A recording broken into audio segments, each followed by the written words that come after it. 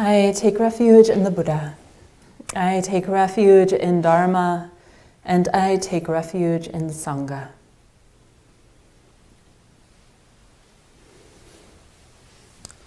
We have everything we need. Well, are you dead? We died this afternoon, remember? This is the afterlife. Or are you alive? Did you survive your own death? Hundreds of millions of times this sesshin. Here in this charnel ground of sesshin, we have witnessed the arising and passing of thoughts. How many thoughts did you think this sesshin? Or did the thoughts actually think you? Maybe they were the person next to you's thoughts this whole time. And you were taking them so seriously. We witness the arising and passing of body sensations. Many of you noticed how intimate body sensations are, how much identification is just part of our experience a lot of times of the body, and then so quickly aversion or dislike or a little bit of like, but we're mostly focused on what we don't like. But even those body sensations, where there's a lot of identification, even those arise and pass. We've watched, witnessed, been, breathed, watched the arising and passing of breath. We haven't talked about this so much during this sesshin, but a few of you pointed it out in Sanzen, that we die every time we go to sleep. The body surrenders to sleep, and where does the mind go? It's actually quite a vulnerable state, just to be lying there in some other fantasy world. And then we wake up and we're back here, wherever here is.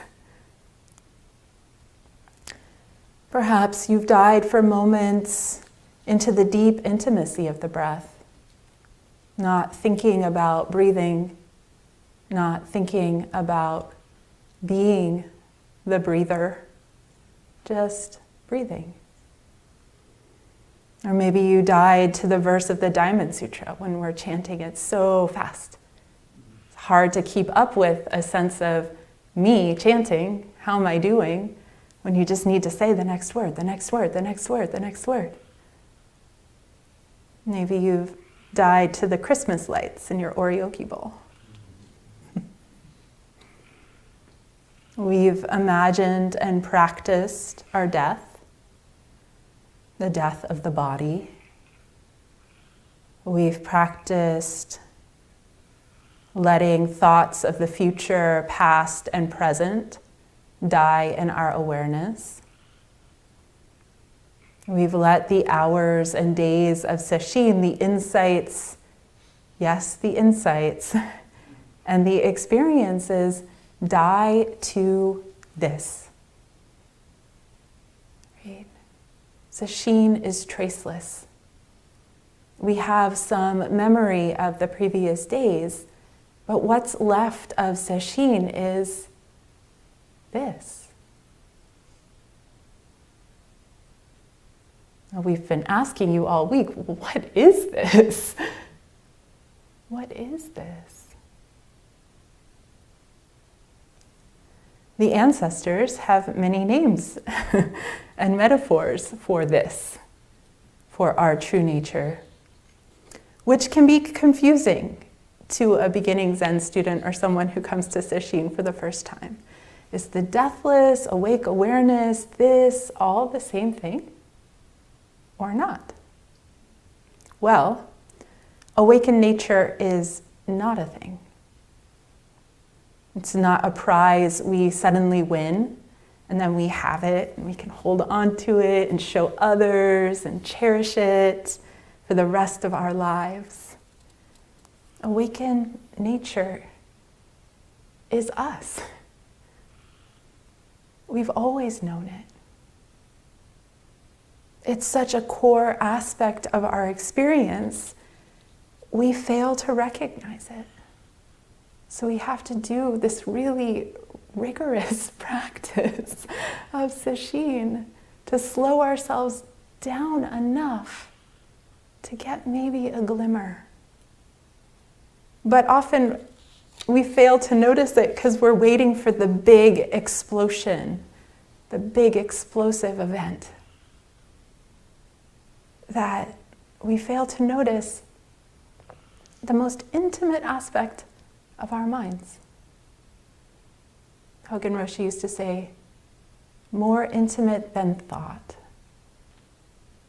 More intimate than thought. The clarity, silence, and spaciousness of our big M mind, or of awareness itself. Perhaps it's just too simple, too ever-present, too intimate, that we just keep overlooking it.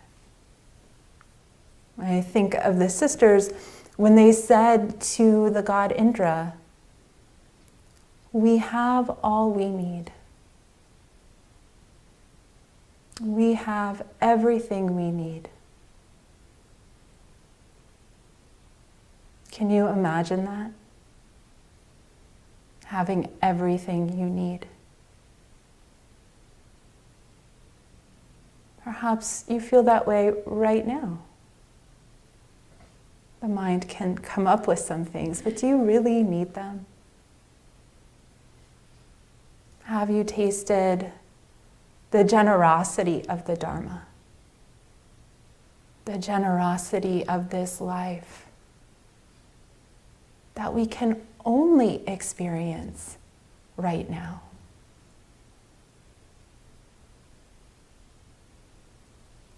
We don't need others to get us or be a certain way in order to have everything we need.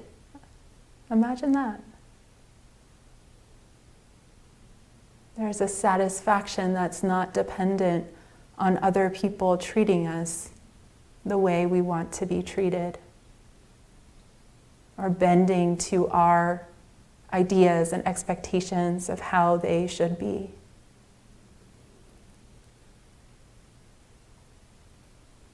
We are already complete.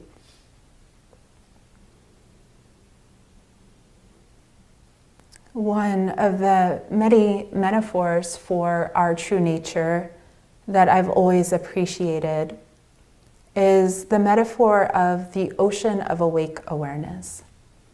This, we have been saying those words in the Treasury of Luminosity chant by Koan Eijo, also known as the blue sheet underneath your square mat, which, feels so appropriate for a text that's named the Treasury of Luminosity. We keep it on the floor underneath our square mat on a blue sheet. Very humble placement in our community for luminosity. Very zen. So the analogy though, the ocean of awake awareness. Our awakened nature is like the ocean.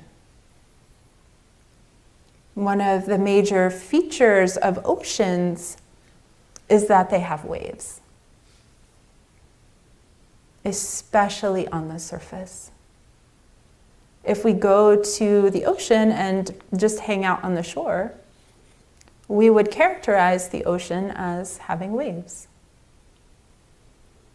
Now, if we went out into the ocean, perhaps we're scuba divers or like the whale, and dove deep into the depths, we would know that there are other aspects to oceans besides the waves. That oceans have depths. They can be very quiet and still. In the same ocean, there's waves and depths, all water. So, this is an analogy. So, this analogy, our awareness is like the ocean. And think of all that arises and passes as the waves. And that's what we've been studying, exploring during this sesshin, is what arises and passes. What changes in your experience? What vanishes?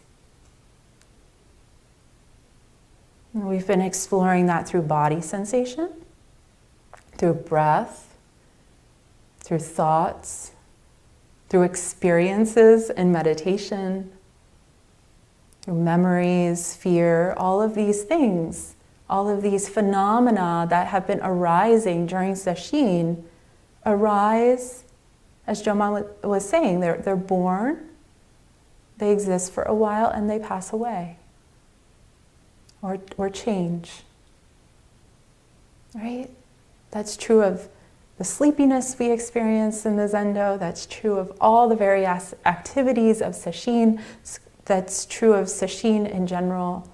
That's true of, on this intimate level, our body sensations, our thoughts, our memories, the things we like, the things we don't like, all the tangles of thoughts that we've been observing the mind come up with and get tangled in. All of those phenomena arise and pass away, like the waves on the ocean.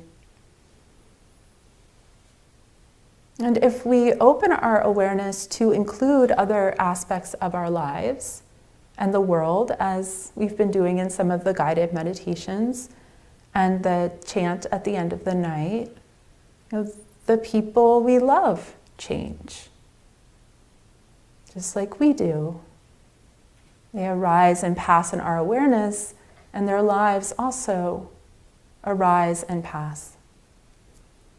Our bodies change, the political situation changes, the climate changes, the weather changes, cold and heat come and go, civilizations are born and destroyed, worlds are born and destroyed.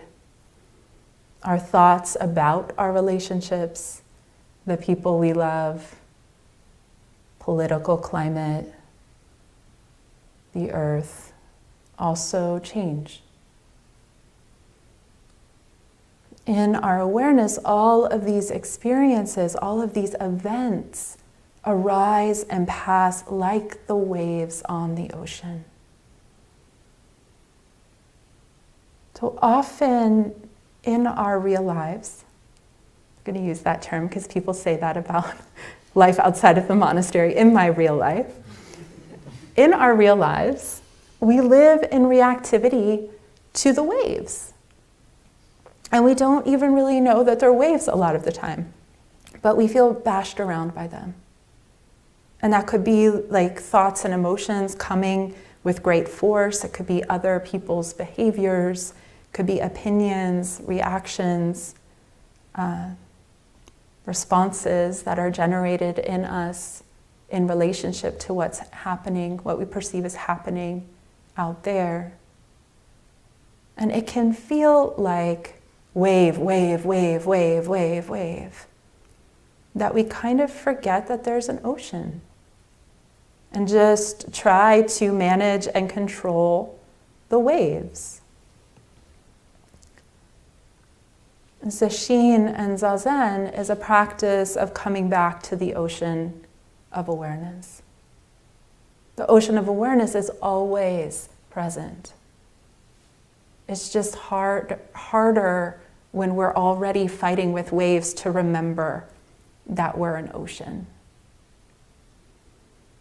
So sesshin and daily zazen practice is a way of a practice established through thousands of years of coming back to the ocean, to the stillness and quiet of the practice of Zazen, the practice of Sesshin, helps us reconnect with the stillness and quiet of the ocean of awareness, the spaciousness, the acceptance of our own being.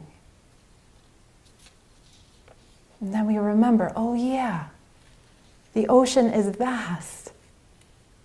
The ocean has depths.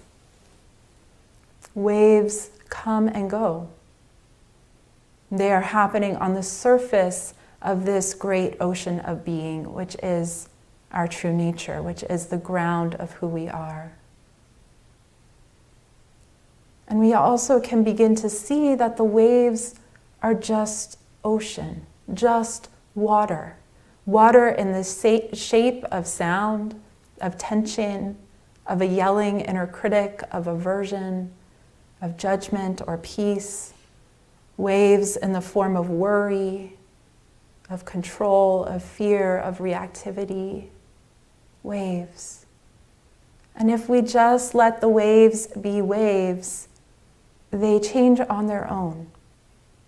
Right? We've experienced that during this sesshin.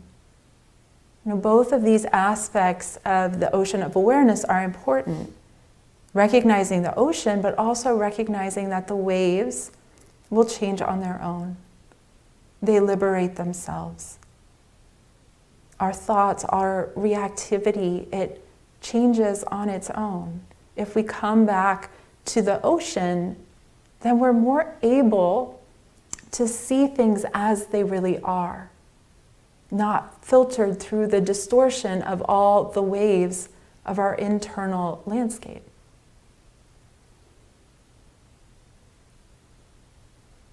So that's what we're practicing here, letting the waves be waves, recognizing when we've identified with a wave, when we're trying to kill the waves or fight with them. And then we're coming back to the ocean. And how do we do that? The breath. Feeling the body, something that is already in the present moment, brings us back here. A lot of us think, well, can it really be that simple, this path to liberation? Yes, it is. And yet our habits of identifying and fighting with the waves of our bodies, minds, and experience is a long, ancient legacy of twisted karma.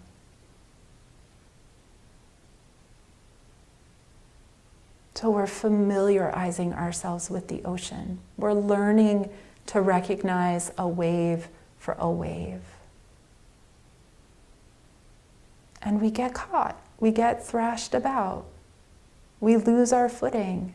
We feel like we're drowning. And then we remember. Someone points it out. We read a Dharma teaching. We come back to Sesshin. We're like, yes, right. It's the ocean. I know how to swim. I am the ocean. I don't even need to know how to swim. Can just let the waves be waves. Which is why we practice. We practice familiarizing ourselves with the simplicity of our own awareness.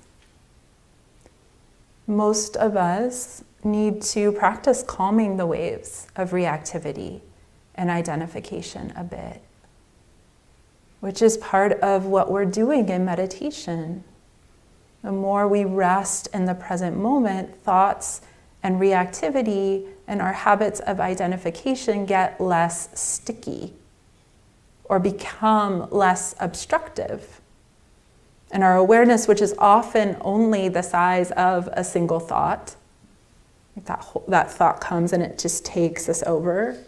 And we're seeing through the eyes of fear, we're seeing through the eyes of hatred, or we're seeing through the eyes of confusion. But as we sit and do this practice, we get a little bit of space from that. And our awareness can expand beyond the bounds of our thinking minds. The great unbinding. Yeah. Unbinding our awareness from our habitual ways of believing, thinking, and identifying. And then we learn to rest in the ocean itself. Does the ocean die when we die? Uchiyama says it this way, using the metaphor of water. Water isn't created by being ladled into a bucket. Simply put, the water of the whole universe has been ladled into a bucket. The water does not disappear because it's been scattered over the ground.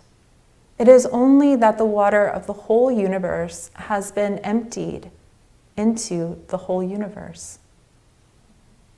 Life is not born because a person is born.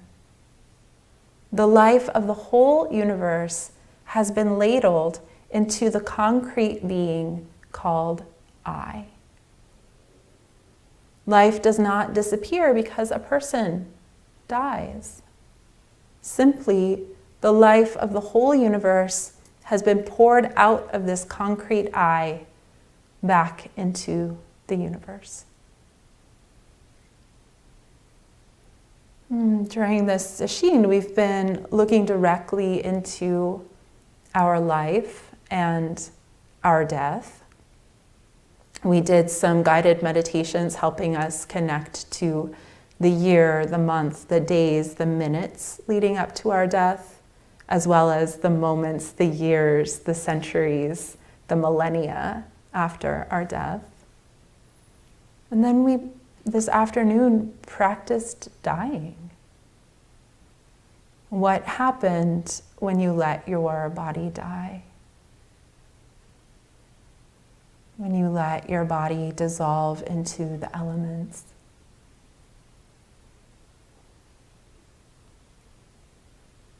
Totsotsu's third barrier asks, when you are free in life and death, you should know your final destination. When the body separates itself into the four great elements, where do you go? And some people smile. For those of you who know Ramana Maharshi, this is how he found his way to the spiritual path.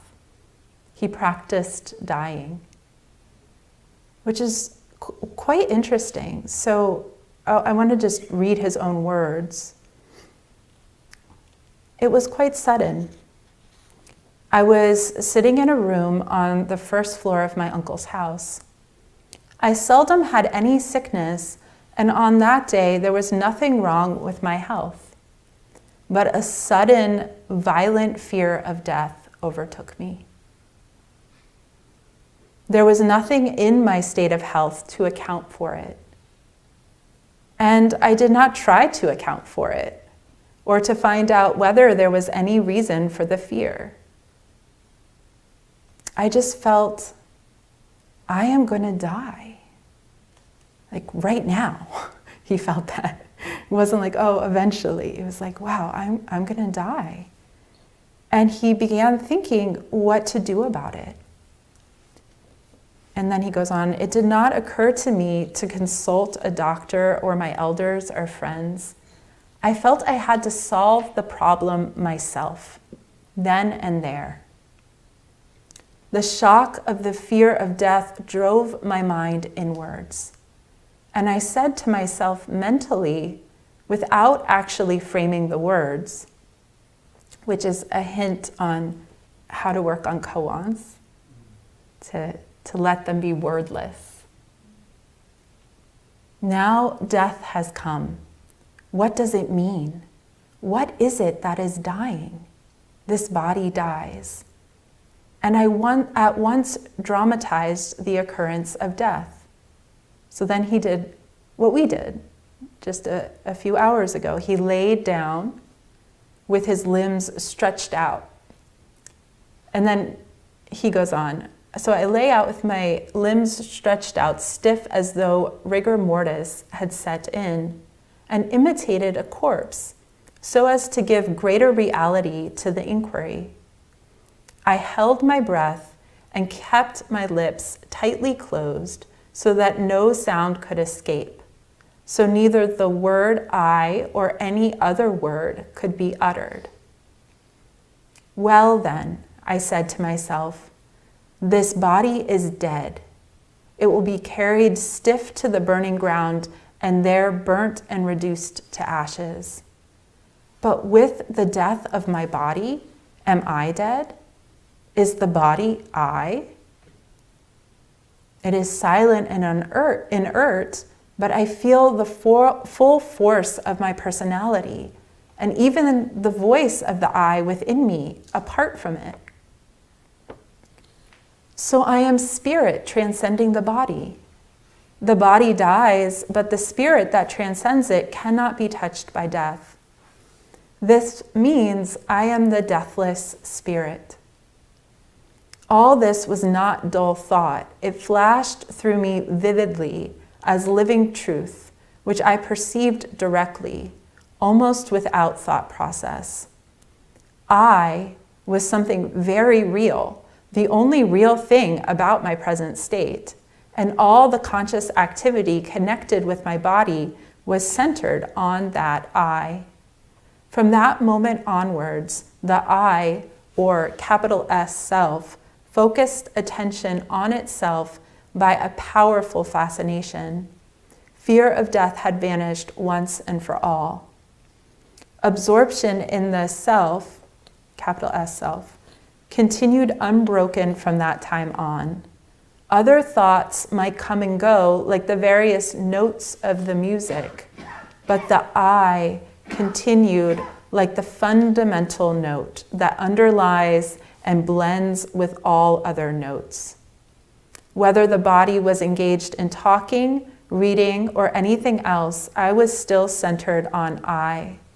Previous to that crisis, I had no clear perception of my capital S self, true self, and was not consciously attracted to it.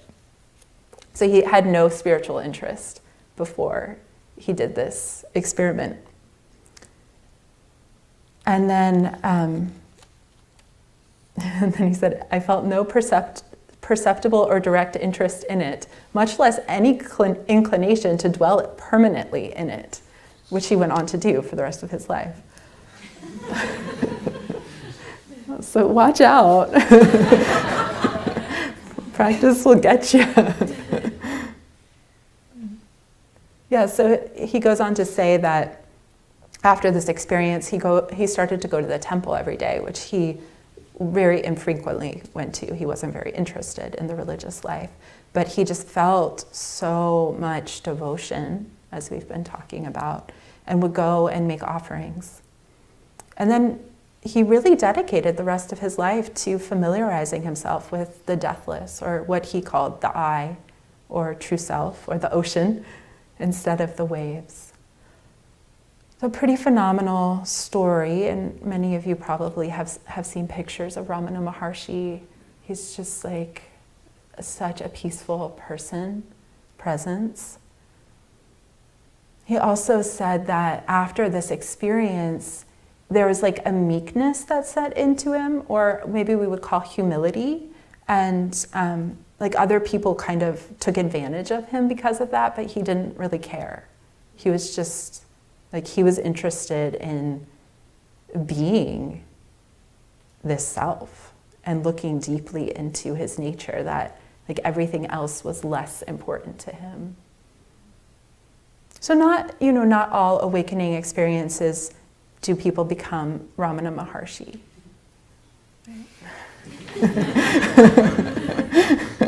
Just thought I would say that. In the midst of impermanence, here's another analogy saying the same thing. In the midst of impermanence, this luminosity is unobstructed. Another line from the Komyozo Zanmai. Or, as I read before, the koan Dangshan, with Dangshan, and he calls awake awareness the one who is not ill, the one who is not suffering. Do you know that one?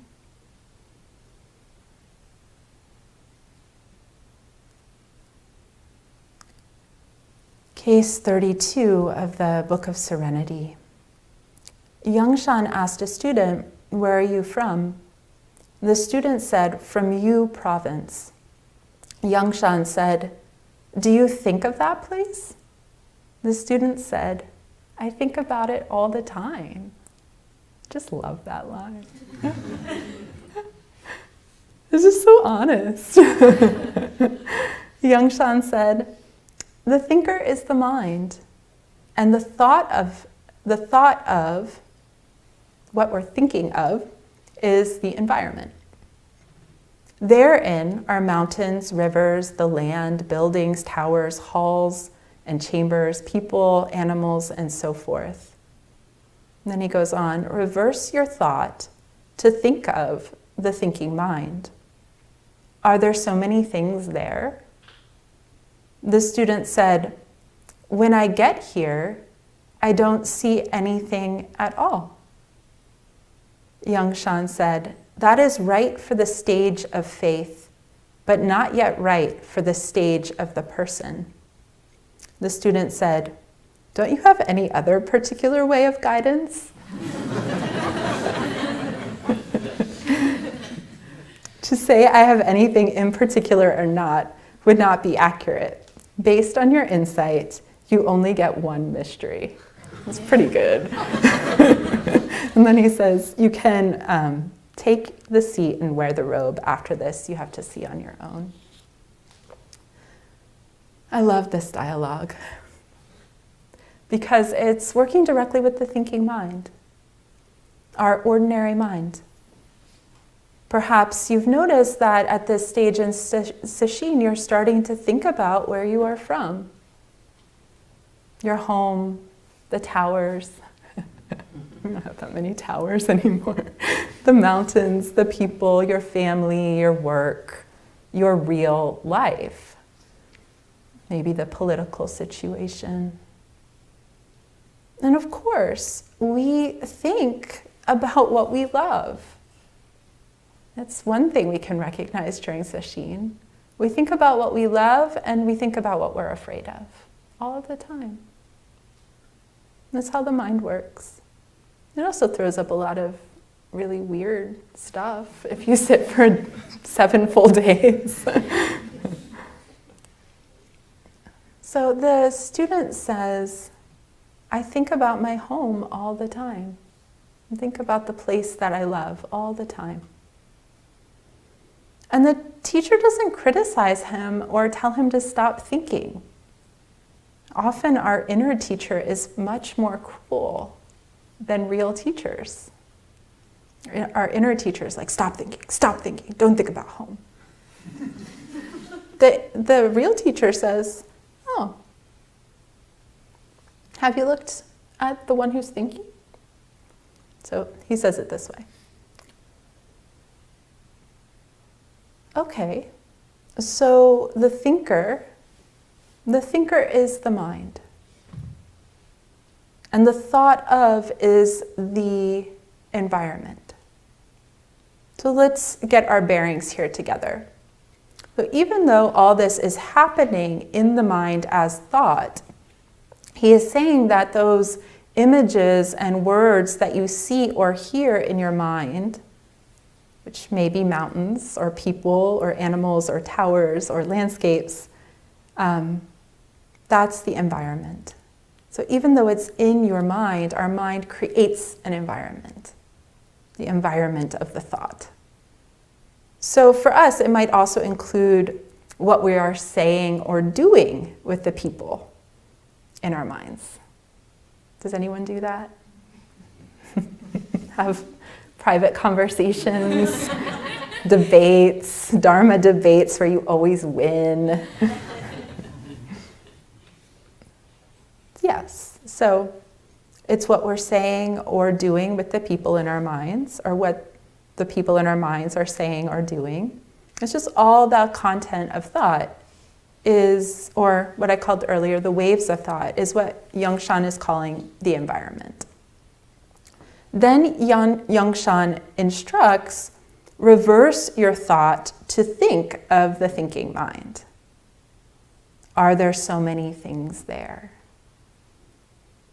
So he's basically saying, instead of getting lost in the content of the thoughts or the waves, look back from time to time, or right now, at the one who is thinking. Reverse your awareness to look back at the source of thought, or to the one who is aware, to the ocean itself. We could do that right now. Think about that place that you love, or that person, and then reverse your awareness. Instead of following into that whole scene of the thought, look back at the one who is thinking.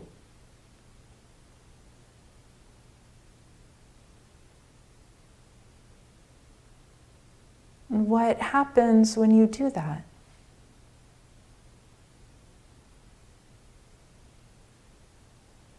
And the student was quick. And the student said, when I do that, I don't see anything at all. And what happens when you do that?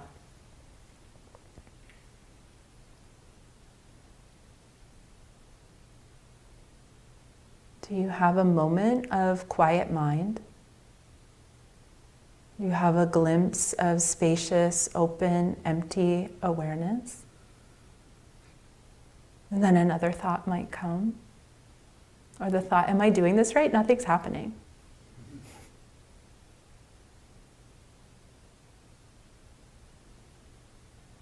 Hakuin Zenji says in the Song of Zazen, true self is no self. And the Heart Sutra says, no eyes, no ears, no nose, no tongue, no body, no mind. When I look, I don't see anything at all. There's no one here.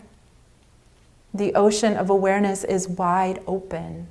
The next thought arises in that wide open field.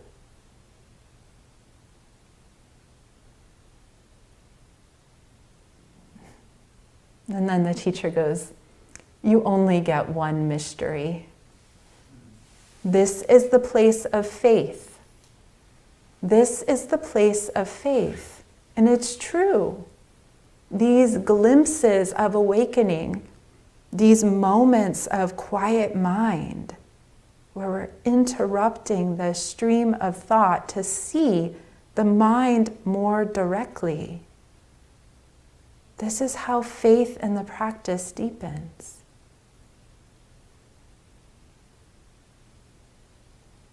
And then he says, it's not yet the place of the person. It can sound like the teacher is criticizing the student, but you could also hear that as an encouragement.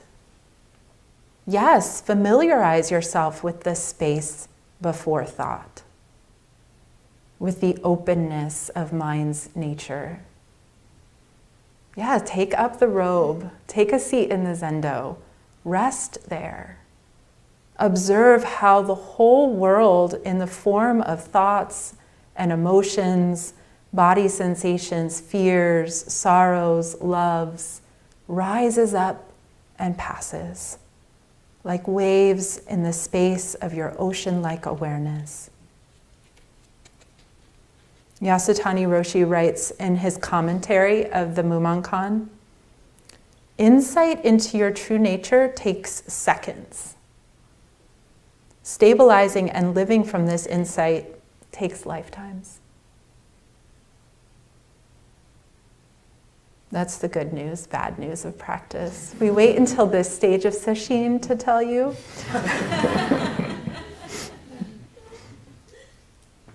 Trungpa said, best not to start about the spiritual path. But if you're gonna start, best to finish. So here we are, living a vow perhaps we took lifetimes ago. Maybe this isn't the first time. Probably not, if there are many lives. We've probably been doing this together for a while. And this vow that perhaps we picked up from someone else's vow. A lot of people talked about their experience of death as being like energy going in all directions. And so perhaps we picked up somebody else's vow when we were born, who died with this vow for awakening. And then we have the work, the good spiritual work of renewing that vow moment to moment. Hogen Roshi says there's no fast path to spiritual maturation. It's another way of saying the same thing. This is hard to believe or hard to swallow when the secular religion of our times says we should be able to have whatever we want when we want it.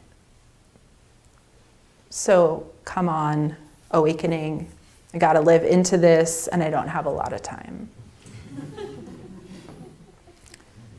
There's a world to save. Spiritual maturation, deepening of faith, becoming a person of the way, often takes some form of renunciation. I know that's also a word we don't love in our culture,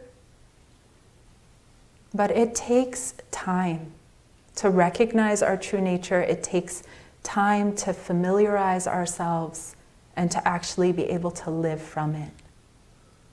One of the things the Buddha said before he died was, people were saying, what are we going to do? Our great teacher is gone. And he's like, I gave you the Dharma and the discipline. That's what you do. Without discipline, without commitment in this process, our insights fade.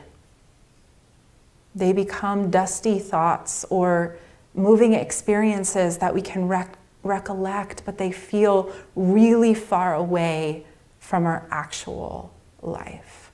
And that's where we get that, well, my real life.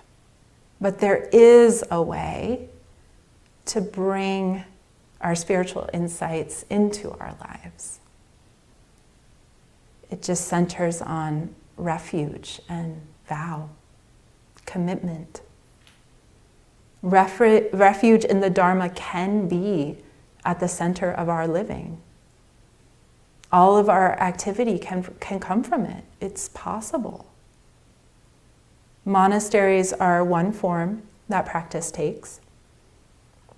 Outside the monastery, we have to be more creative. We have to find the supports in our daily life. All the long-time lay practitioners in this Sangha had a daily practice. Used the few weeks they had off from work to do sesshin. Renounced spending Tuesday nights at bars or football parties or whatever people do.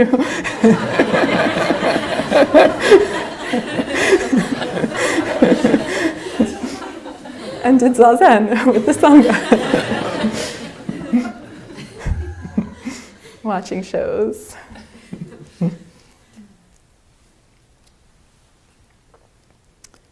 We have to find supports in our daily life, reminders, and have a strong vow or intention to continue. We've been focusing on the 5 remembrances, or turning towards the 5 remembrances during this sesshin, which I feel like is also a really important practice in our daily lives. in our real life. To remember that all conditioned things will vanish. That all that is dear to us, that everyone we love, that everything that has given us meaning and comfort and support in this life is subject to change. That's not a bad thing. That's just real. And it's okay, and it can be beautiful. It can be painful, but that's not bad. Human beings throughout time have had to face hardship, illness, natural disaster, violence in some form or another. There's a story in the Pali Canon, the Buddha, the two sides of his family started a war over a piece of land. Maizumi Roshi was a child when the atom bomb destroyed 2 cities in his country. Sometimes we think our practice should save the world or save ourselves. And by that we usually mean that there shouldn't be violence, pain, distress, hatred, greed, or fear because we're practicing. That if our practice is strong, somehow we would be able to save ourselves and others from the misfortunes of this life. We can't even control the next thought that's going to arise. What our practice does do is it gives us capacity to be with whatever arises internally or in our real life, in whatever is happening, wherever we are.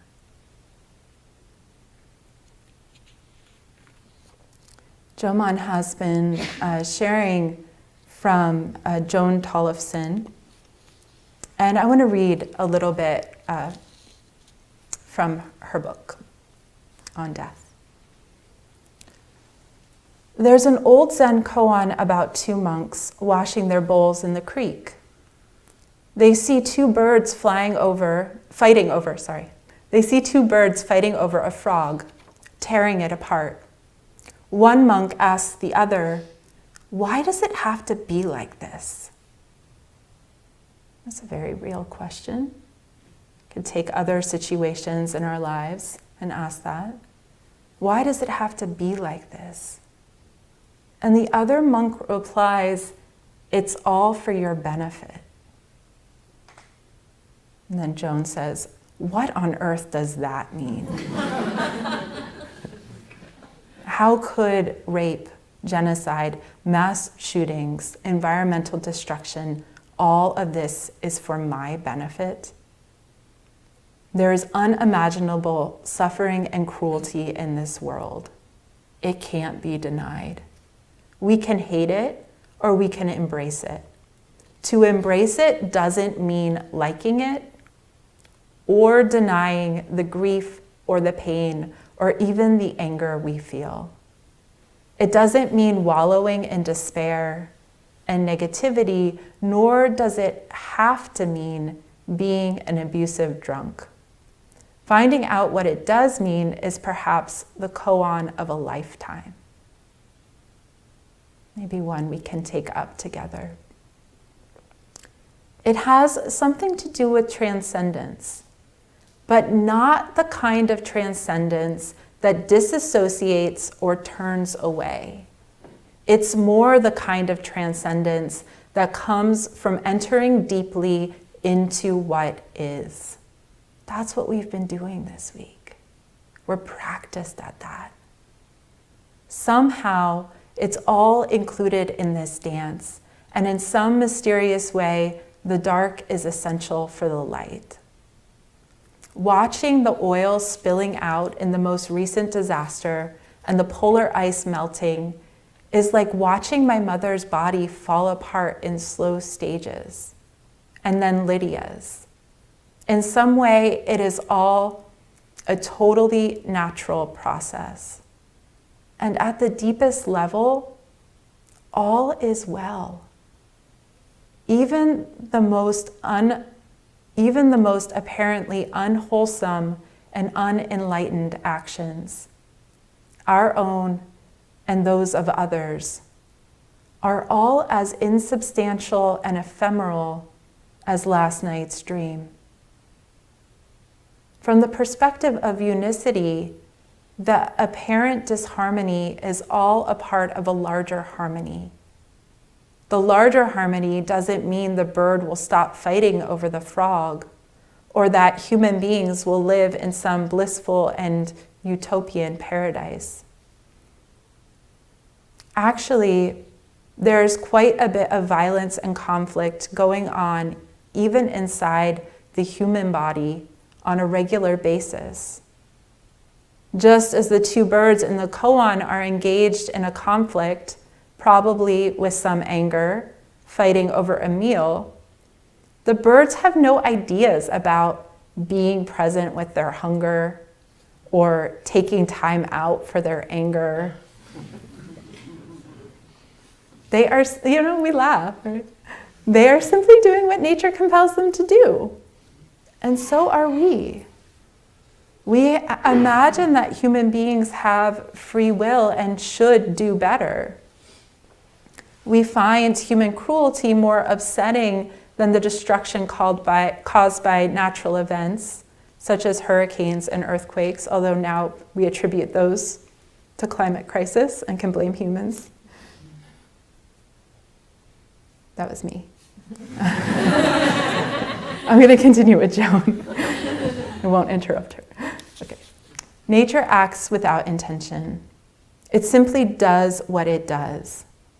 But what may be realized is that humans are an expression of nature as well. The Nazi, the child rapist, the factory farmer, the slave owner, the abusive drunk, only have the sensitivity and capacity for empathy that they have. They don't really have a choice, until perhaps they do.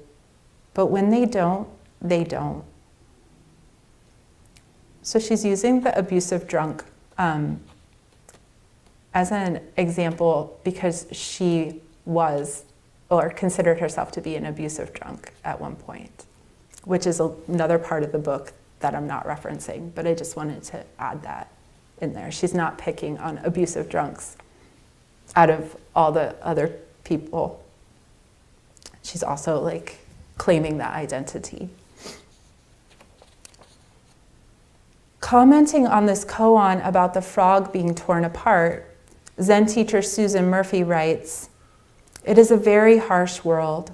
Heaven and earth are ruthless. What gives us this amazing life also takes it away.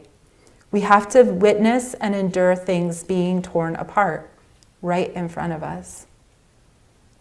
How do you go about releasing the blessing from the curse? How do you get off the wheel of reactiveness that we all seem to be chained to and convert a cursed condition or situation into a fiercely simple blessing? Only by resting completely right here in the heart of the chaos." We humans do have this possibility, not on command or through individual will, but when nature so moves us to wake up to the damage and the pain we are causing, to repent, to change, to choose love. This is part of our human nature, to transform ourselves. And so we have political movements and spiritual paths. These are also movements of nature, like the body battling an infection or the ecosystem restoring itself. Both political activism and spirituality have something to do with the alchemy of how we transmute suffering into love. The political world works on the external causes and cures: climate change, economic justice, racism, sexism, heterosexism, the humane treatment of animals, and so on.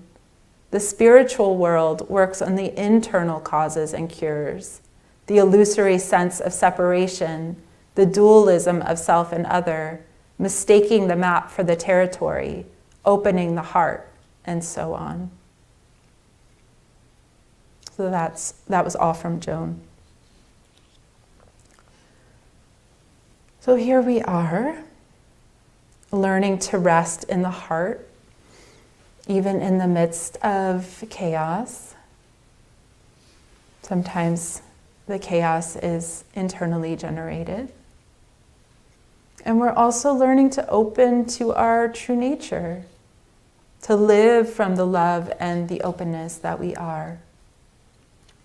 In the Zen tradition, we emphasize vow or intention, especially at the end of Sesshin, as a way to ground the Sesshin experience into our living. This Sesshin where we've been practicing looking at our own death has, for some people, clarified what matters to them, what they're living for, what they may want to do with their life energy, how they may want to show up. So as we enter this last day of Sesshin, ground your vow or intention in your body. If you don't have clarity about what that vow or intention is, stay connected to the present. Keep coming back to what is most true right here, right now. This is the practice.